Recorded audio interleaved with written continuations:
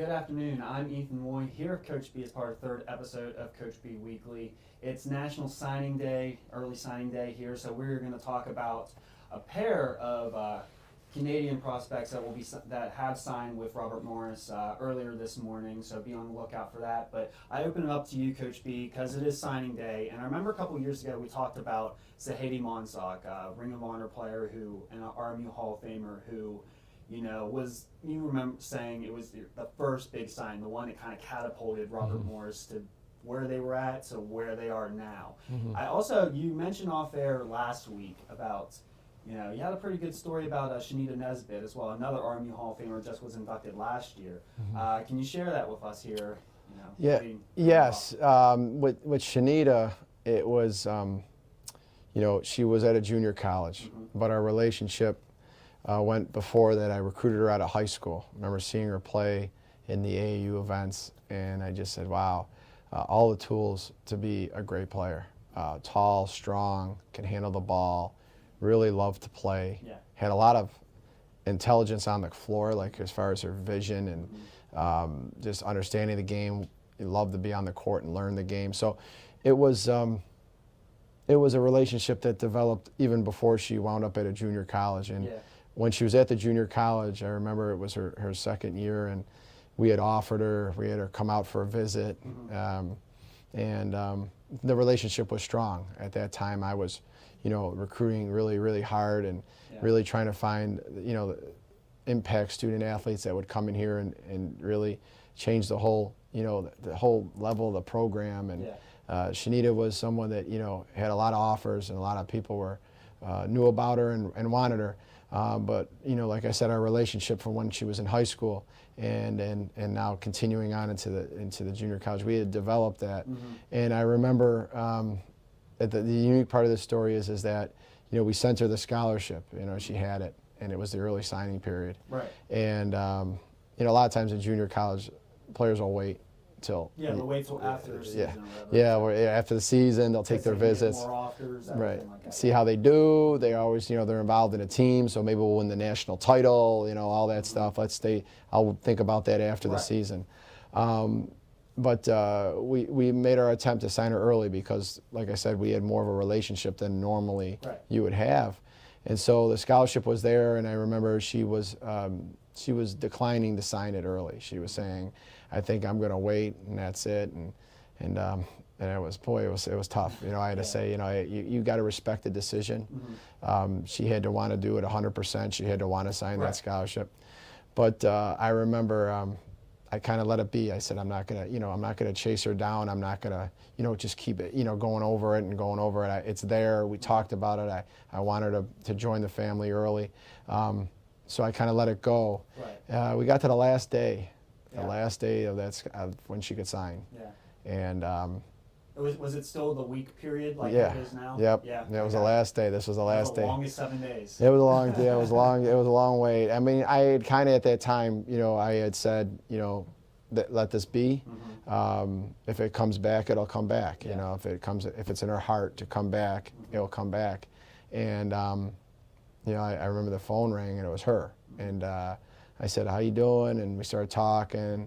She was like walking. She had her cell phone, and I said, where are you going? She said, I don't know. I'm just going to I think she was going to the cafeteria or something. I said, yeah. I said, Shanita, I want you to know that I'm still going to be here for you. We're still going to be recruiting you. I'm going to want you to sign with us at the end.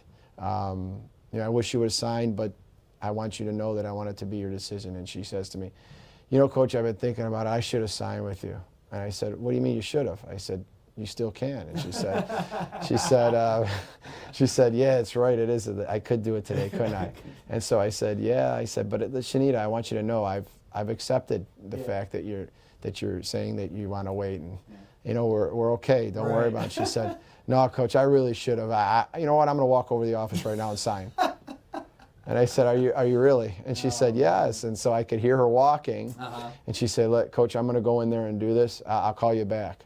And I remember after she had signed, her coach had called me. At the time it was David Lane, Yeah. and he had called me. He said, your girl just came in here and she just signed. I was like, what the heck just happened? I just had to sit down with her, and it was emotional, and she said she was going to wait. Now she comes in here and she signs, and we're sending it back over to you now. You'll have it now, and you're all set. She's yours. There you go. And it was probably one of the most amazing, like, last moment, you know, kind of like, you know, like I said, I was content with it. I respected her decision, and it's like a surprise a little bit. At that point that day when she called me, I thought, hey, we're going to talk, and, you know, she might say, hey, coach, you know, I appreciate everything or whatever. It wasn't that. It was, she was in her heart at the last moment saying, hey, I'm ready to sign. It's just kind of festered there. You're like, yeah, like, I want to sign. I definitely want to sign. Exactly. Yeah. You know, it was just like it came to her in that waking hour. Sometimes it does that. Like, sometimes, you know, moments like that or big decisions like that, you make them on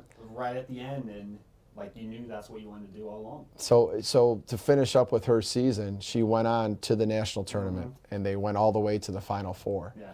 And she was just, she played spectacular. I mean, she was outstanding. I mean, you know, people were coming up to me. Of course, I was there to support her and be there at the games, and people were coming up to me and saying, holy smokes, you know, you got such a good player. Holy, she's going to be so good. I mean, this kid's so good. And you know, everyone was so complimentary, and they were like, wow, she's already signed. And, you know, like Pat Summitt was there from Tennessee, and these coaches were asking about her and wanting her to visit. You know, you look back at it, and I've reflected before with Sean. That was her nickname, was Sean. And I said, you know, Sean, how did you reflect back on your decision and being at Robert Morris? You know, two conference tournament MVPs. The only 2 triple doubles in program history. 2 NEC tournament MVPs. List goes on and on. On and on. I mean, she was just tournament MVPs, triple doubles. You know, was involved in a lot of winning. Sometimes stats will kind of be strong, but you know, the culture of winning and the team, you know, falls second to that. With her stats had a lot to do with winning. Had a lot to do with her doing what she needed to do for the team.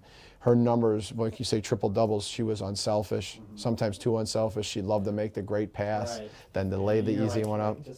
Yeah, well, sometimes people weren't ready for it. You know, if it hit them in the chest, that was lucky, because if it went over their shoulder or something, they weren't ready for it, because she threw such great no-look passes, and her vision was outstanding. So anyways, that's a real unique story, because such a successful career, and I'm so glad that she was, you know, that she was strong enough to follow her heart when that last moment came, because you look at what she accomplished here, and being in the Hall of Fame now and all that. I mean, you know, she did pretty good here, and she had an all right career. graduated, had good academics, and you know, that's what I'm most proud of too. Is that, you know, she was at a junior college because academics was something she struggled with for a while, and she came here and got into our culture and our system, and I remember her on graduation day just with that big smile on her face.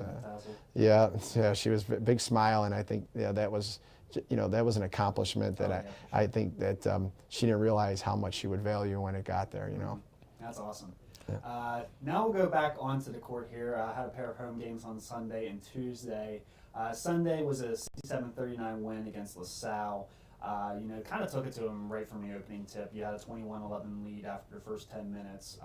You know, closed out pretty strong. What impressed you the most from that victory on Sunday? The bounce back. You know, from a tough game against Youngstown. Losing that game against Youngstown, where we were that one stop away. You know, we were just right there, loose ball on the ground that we caused from a good jam in the post, and the ball's on the floor, and we're diving at it, and they come up and flail it out to the corner, and you know, kind of takes like a quick, shot, but it was. She knocked it down. I give them credit for you know, staying with the play and knocking that shot down, but we were that close.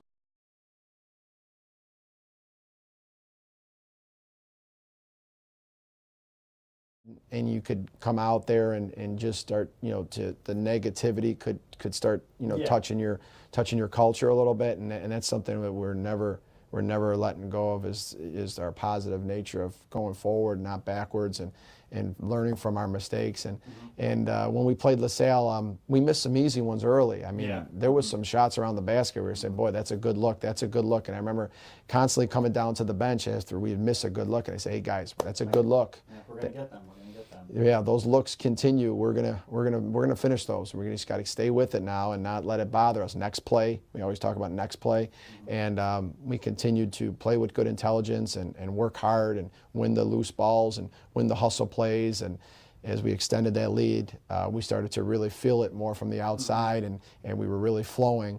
But it didn't come easy. We had to earn it. Right. So that's what I was so proud of with that was we just didn't come out saying, hey, we came back positive by coming out and hitting all of our shots early. We missed early looks early in that game. But you kept on getting stops on defense to, keep the game close before, the shooting came to form. Exactly. Defense and just continuing to stay with it and moving forward into the next play. We earned that victory, and it was good to see us kind of get on a run there at the end and start feeling it from the perimeter. Yeah, and it seemed like the defense was pretty solid through 3 quarters yesterday against Rhode Island, a 46-41 loss there. It was a defensive slugfest, and then in the fourth, Rhode Island kind of took control of the game, shot 50% in the fourth quarter to come away with a victory there. What would you chalk up that kind of lapse there in the fourth quarter? Well, we never found, our pace. Mm-hmm. We never found our tempo that we always talk about that we need. Do you think you would attribute, sorry to interrupt, but would you attribute that to them pressing right off the bat? I think they came out with a lot of energy. They were real high early, and I give them credit for coming out and being ready to play the game. But as we weathered that storm and then started to knock some shots down ourselves, I felt that we gained control of the tempo and the pace at that point. Yeah. But when we got there, I told the team this after the game. I felt like anytime we gained control and started to really take over the pace of the game and the tempo, we got complacent. Yeah. And that was a big part of that game is that we didn't continue to go hard and have that intense passion to get into the lane and make the right decision. We started getting real sloppy with the basketball, even when we were doing things that we do every day. We just all of a sudden everything became difficult. And once that starts to fester around and we all start compensating fundamentals and communication on the court and playing at a certain speed that we're capable of, once we start hesitating, slowing things down because we're more open and things like it just continues around the whole team.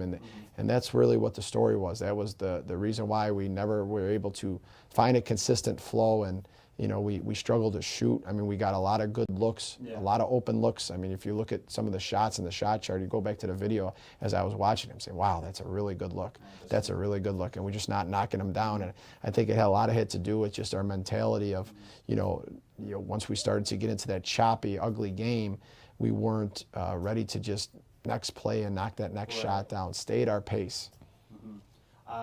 And with it now, you have a young team this year. You have 2 seniors, 2 juniors, the rest freshmen and sophomores.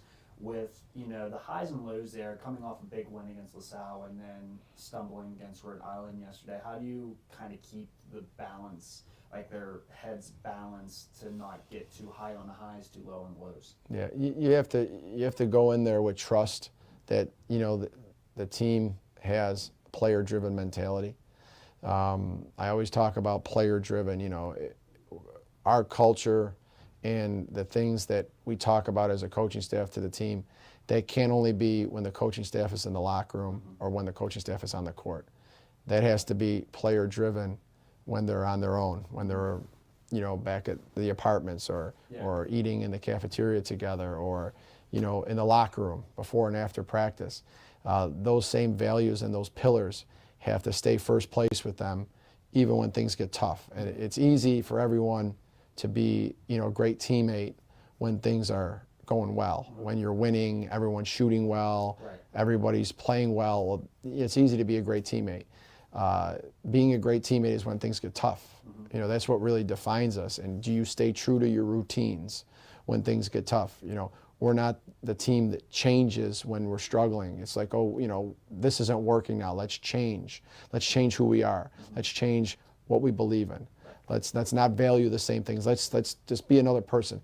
I don't think that's anywhere capable in my body and within the program that won't be anywhere capable within us. We will stay committed to what we do, who we are. We'll tweak things. Yeah. You know, we might tweak something, you know, that we need to tweak, or we'll reflect and say, can we do better at this?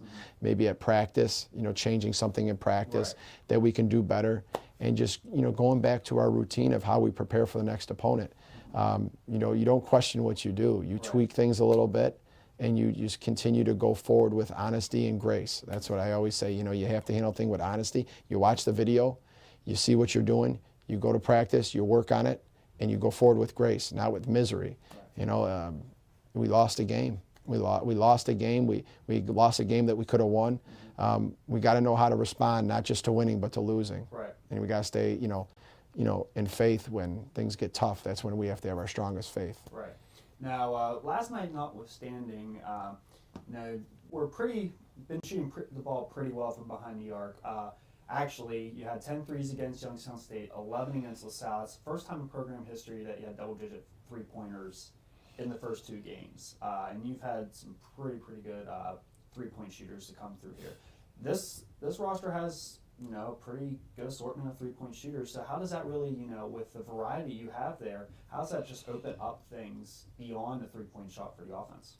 Well, you got to be able to hold the defense accountable to guarding you on the perimeter. You got to be able to knock shots down. At this level, the Division I level, everyone needs to be able to stand and shoot. If you can stand and shoot, you know, that is a huge benefit to any offense, anything you do. Going forward, you have to be able to move and shoot. But standing and shooting is 100%. I mean, moving and shooting is where you separate one player from the next. If someone could hit off the dribble, if someone could hit a little off balance because it's making a play late in the clock or in a tight situation. But having range to beyond the arc, well beyond the arc, stretches the defense. It helps a lot for the interior type of game as well, where you know, a lot of times when you have size or someone's intimidating inside, that we have like a Nakazebo or Ozzy, even Nadej when she's in there working hard, and right now she's developed into someone that, you know, has the knowledge and the tools to score around the basket. A lot of times teams will compensate to try to clutter, pack it in. So being able to knock those shots down, and like last night, we did not shoot the ball well. We shot one of the worst that we've shot in my career. You know, how do you get better from that? You know, you come back and you put more shots in the gym. When things are available for you, when you don't have class and you don't have studying to do or something that you are, you know, first priority, you get in the gym. That's the priority as well. And you don't just hope that it's going to change. You get back and you put the work in. You get the shot right.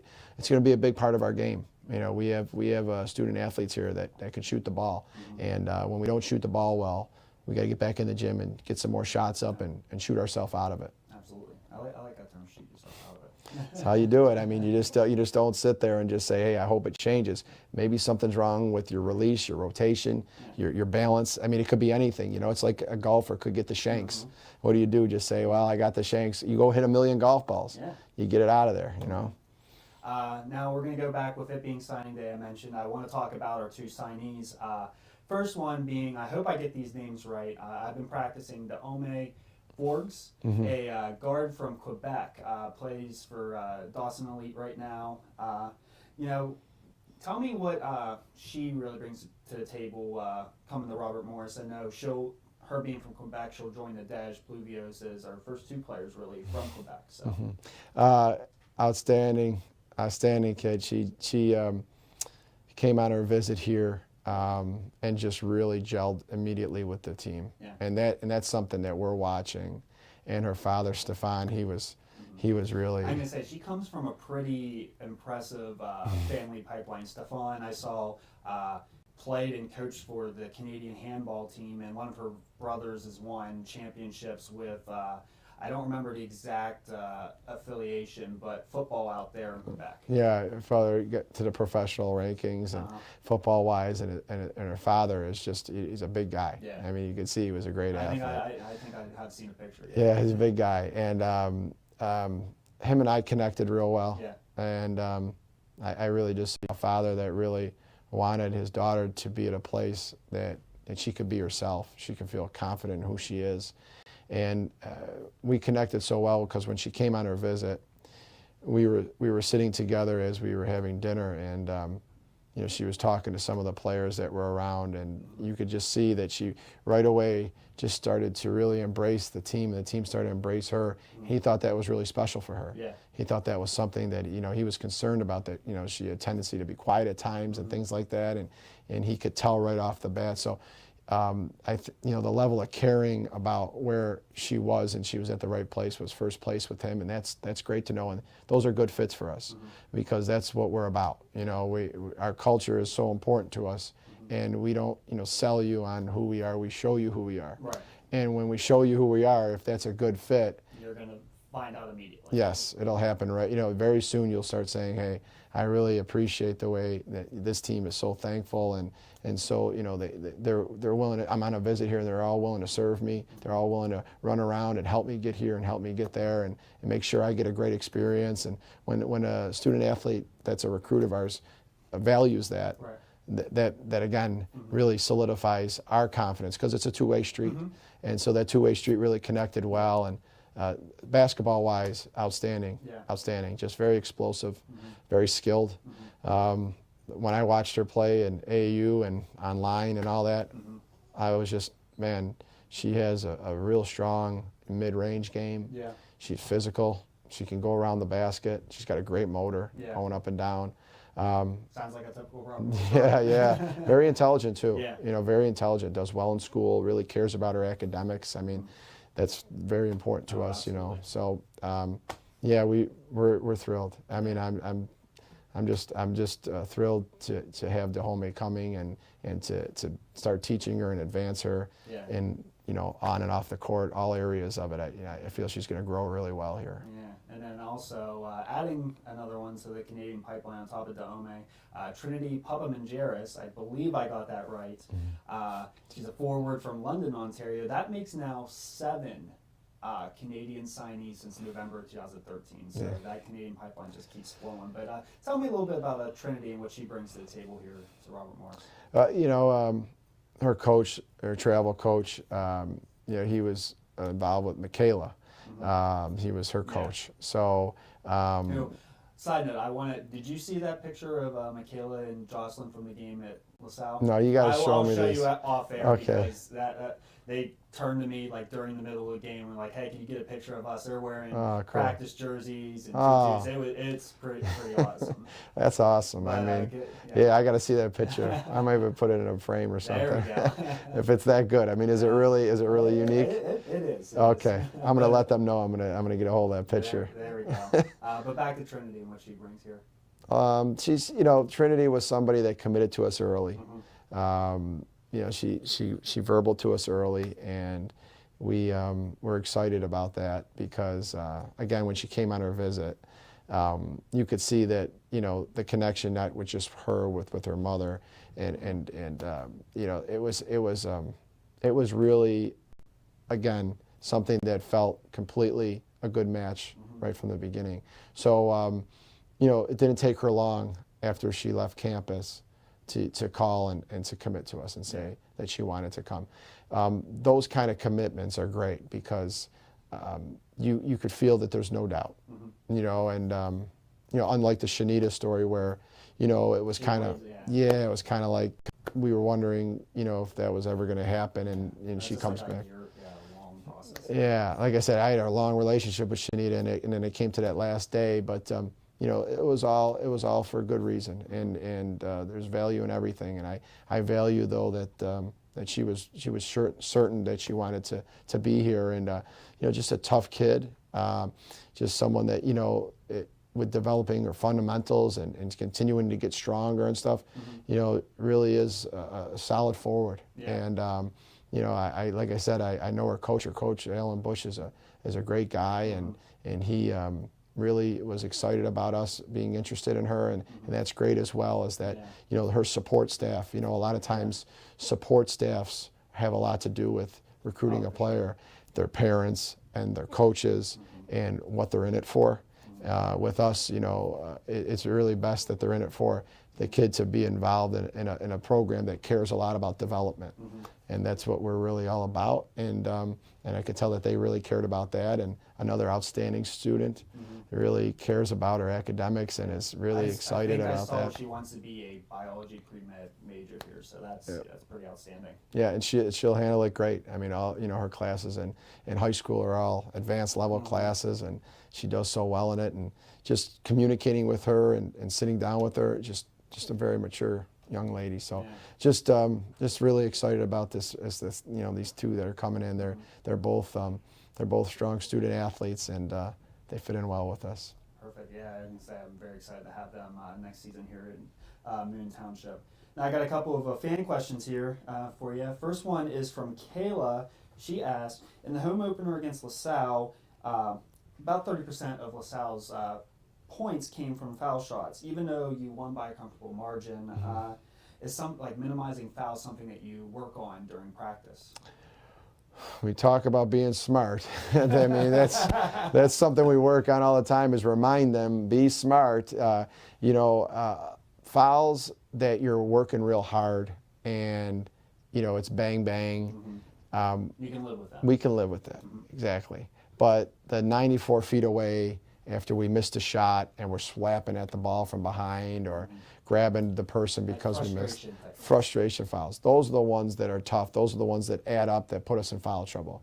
If we go out there and work hard, it'd be hard to get in foul trouble with, just playing the game hard and clean fouls where you're working hard and unfortunate to have been put in a situation, bang, bang.